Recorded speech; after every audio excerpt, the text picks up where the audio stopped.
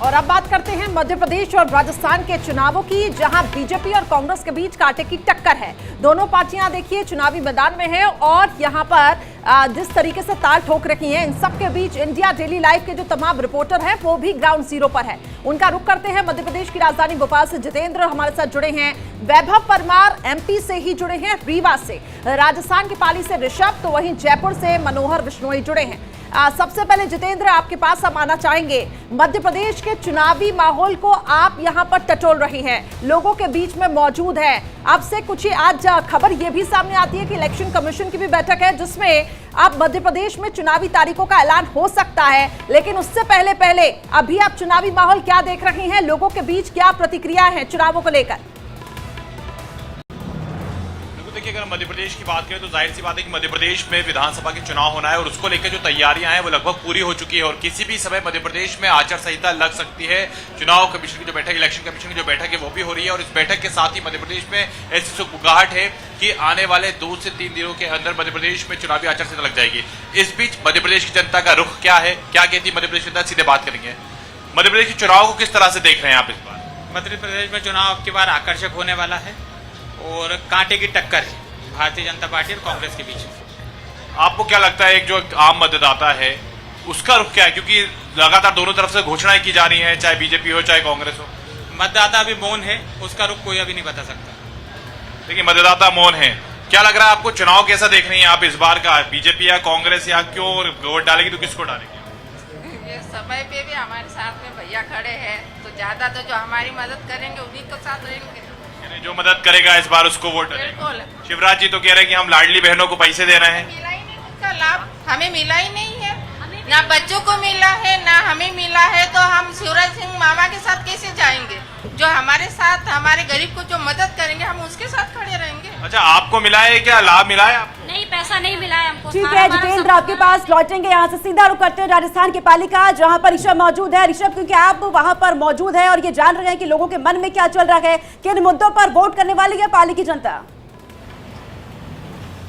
जी बिल्कुल, जोधपुर से सटे डिस्ट्रिक्ट पाली की बात करूं तो आज अशोक गहलोत ने 3 और नए डिस्ट्रिक्ट बनाने का ऐलान किया। 17 डिस्ट्रिक्ट का पहले से ऐलान था, उसके साथ साथ 3 और नए डिस्ट्रिक्ट का ऐलान किया गया। तमाम यहाँ पे लोग हैं, उनसे भी हम बात करने की कोशिश करेंगे, जानने की कोशिश करेंगे कि पाली की जनता किसको वोट दे रही है। और पाली हमेशा से बताया जाता 25 सालों से बीजेपी का गढ़ रहा है, चाहे मैं सांसद की बात करूं या फिर मैं यहाँ के एमएलए की बात करूं, तमाम लोग उनसे बात करें। क्या लग रहा है सर, इस बार कौन जीतेगा यहाँ से? यहाँ पर बीजेपी आएगी अब की बार।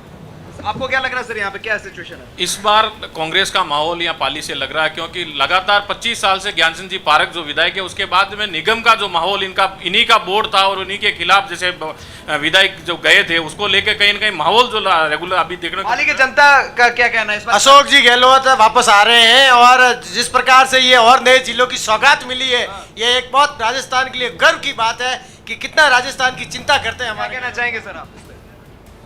ये अभी सारे लोग कह रहे हैं कि रेवड़िया बांट रहे, इस समय बांटते, तो अभी मोदी जी ने एक स्टेटमेंट दिया कि अशोक गहलोत की जो जन कल्याणकारी योजना है हम उसको चालू रखेंगे, और एक तरफ कह रहे हैं कि राजस्थान दिवाली हो जाएगा। अगर आप में हिम्मत है तो आप ये कह के देखो कि योजना बंद की जाएगी हमारी गवर्नमेंट। ये प्रधानमंत्री नरेंद्र मोदी जी ने ऐसा कहा, सही कहा? ये ठीक है ऋषभ, आएंगे वापस, लेकिन उससे पहले वैभव भी लगातार हमारे साथ बने। वैभव, रीवा से आप जुड़े हुए हैं, जमीनी हकीकत क्या है, चुनाव बेहद नजदीक है अब?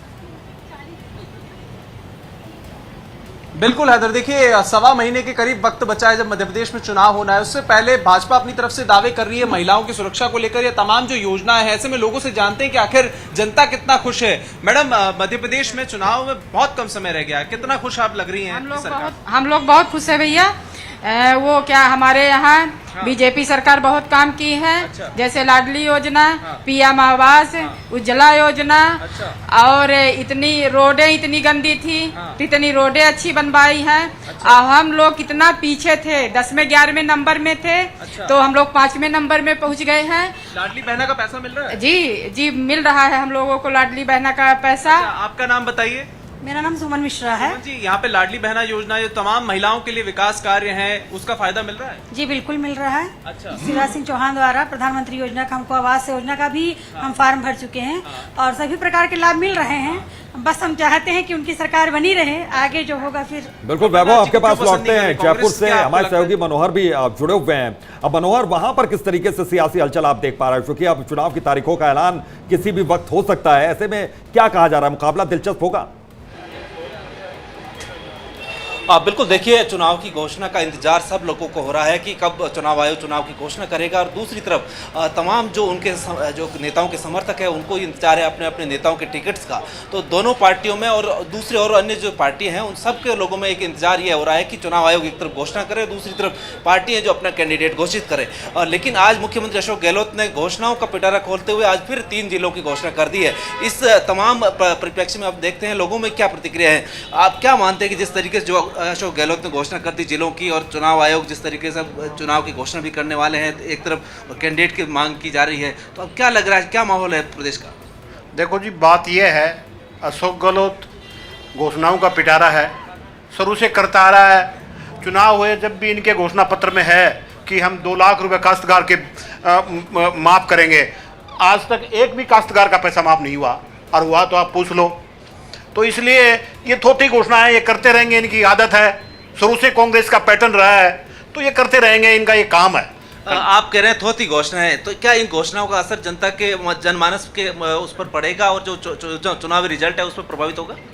पहले भी इन्होंने बहुत घोषणाएं की थी, उसमें आपने देखा होगा हाल कितनी सीटें आई थी इनकी, और अब तो 18 सीट भी नहीं आएंगी कांग्रेस के। हुड्डा साहब का बयान सच होने वाला है, एक फॉर्चूनर में ना उड़ेंगे तो भ्रष्टाचार लूट की देखना होगा कि जनता जनार्दन आखिर किसे यहाँ पर सत्ता की कुर्सी पर काबिज करती है। फिलहाल आप सभी का बहुत बहुत शुक्रिया हमारे साथ जुड़ने के लिए। मध्य प्रदेश और राजस्थान का चुनावी माहौल हमने जाना, लेकिन आइए अब आगे बढ़ते हैं। एक बड़ी खबर आपको और बता दें